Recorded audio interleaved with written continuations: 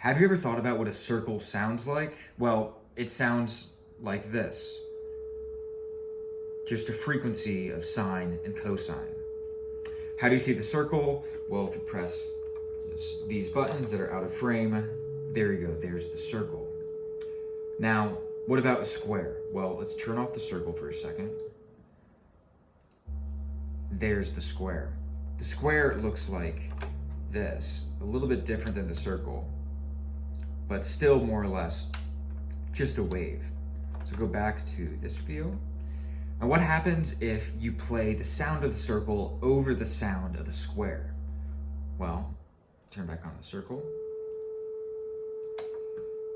If we turn back on the square, we can see that as we slowly increase the frequency, we can watch the circle outline the square.